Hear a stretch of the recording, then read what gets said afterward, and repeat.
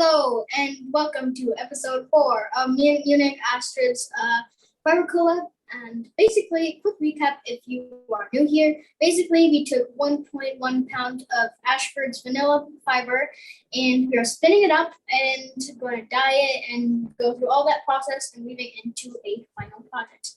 Now, if you're new here, all the guidelines and rules that we set for this challenge are in episode 1. So we suggest that you go check that out so you're not lost.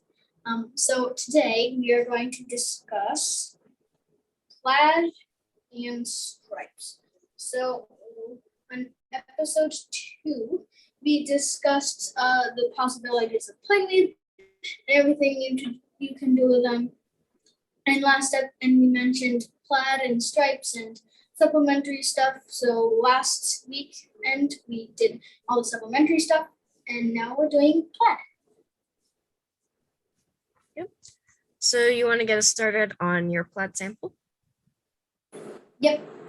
So for my plaid, so this is plaid that I designed myself.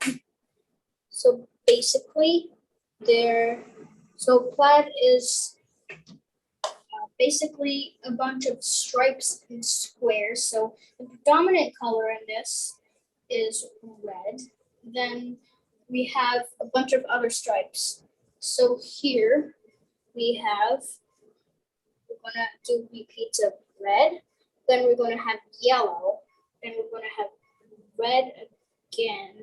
Then we're gonna have a stripe of purple. Then we're gonna have green, purple again, red, yellow, and it repeats on the other side. These were really fun to weave. These came from kits from James Stafford, which we will link in the description below. And these were really fun to weave. I actually have some more plaid on the loom right now. Plaid is really fun because you get to play with a lot of color and color combinations. So that is really fun to play around with, especially when you're in the design process, because you get to have all your colors out and choose all your colors that you want to put into the stripes and squares. Mm-hmm.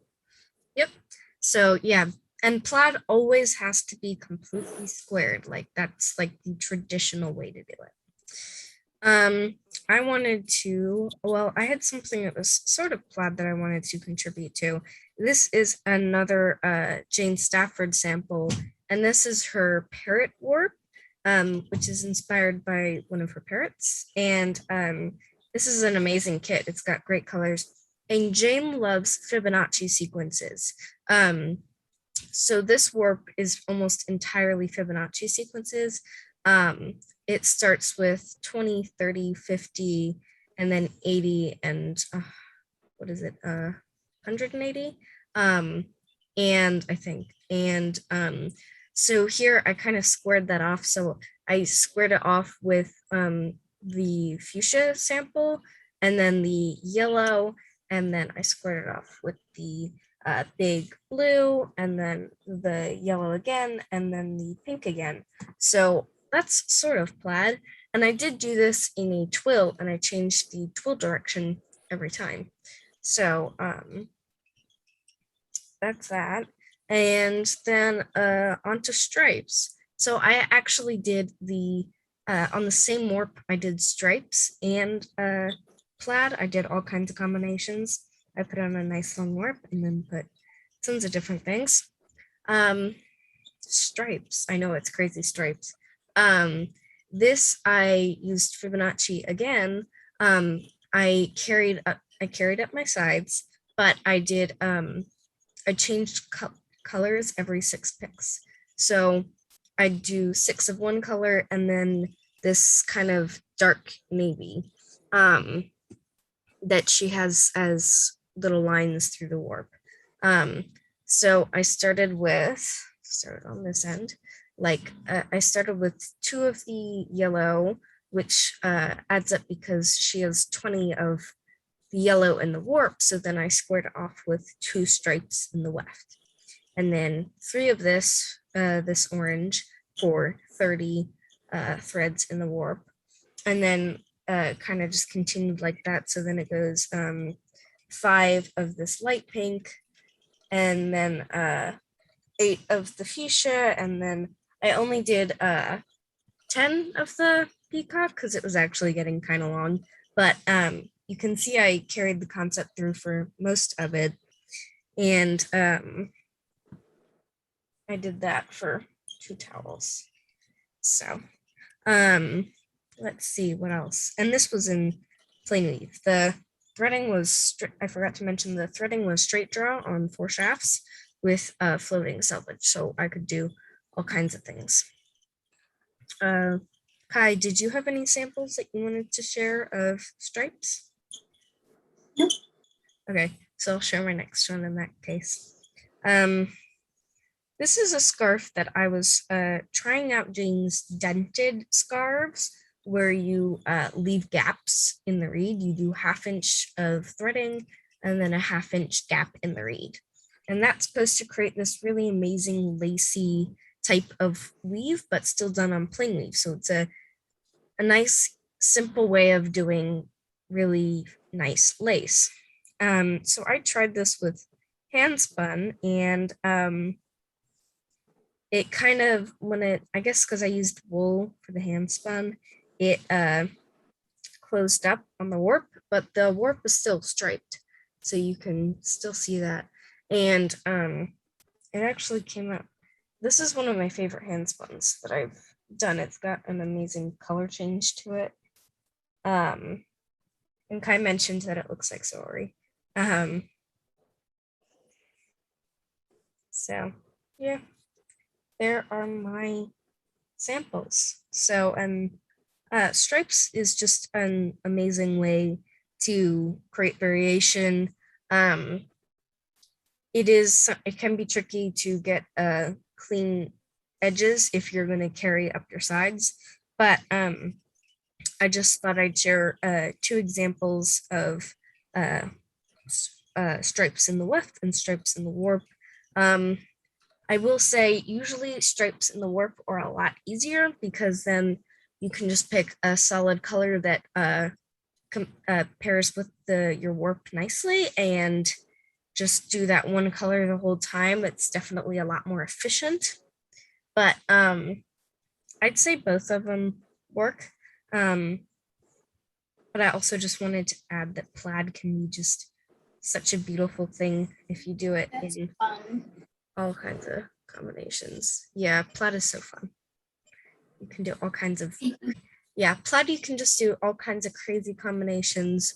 Normally with plaid, you put a bunch of colors into your warp, and then you can square things off in different patterns into your weft using that kind of technique.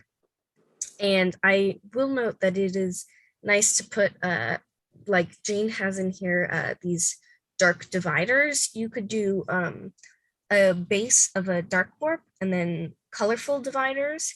You can do all kinds of things. And also, I just wanted to add that I think there was a recent issue of Handwoven that was all about checks and plaids. That had some interesting drafts if you wanted to check that out. So, but yeah, there's so many fun things you can do with this. So now we can spin for a minute and yeah.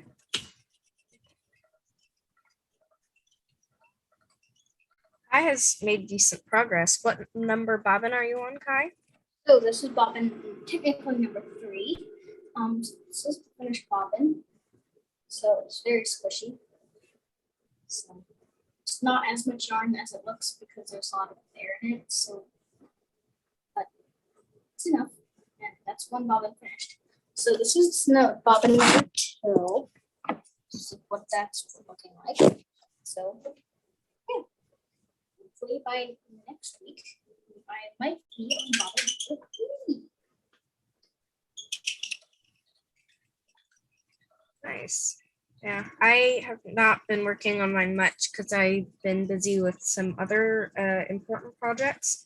But I think I'm going to work on it quite a bit this weekend, however. So should get more done. And then we can get to playing with color, weaving, all that good stuff.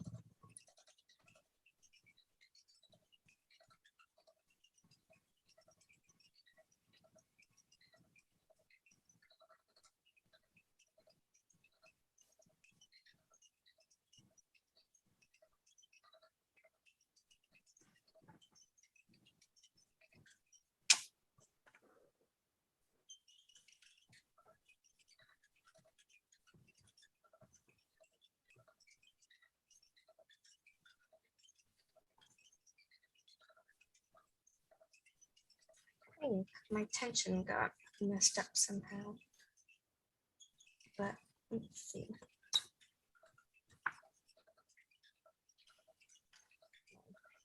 Thread broke.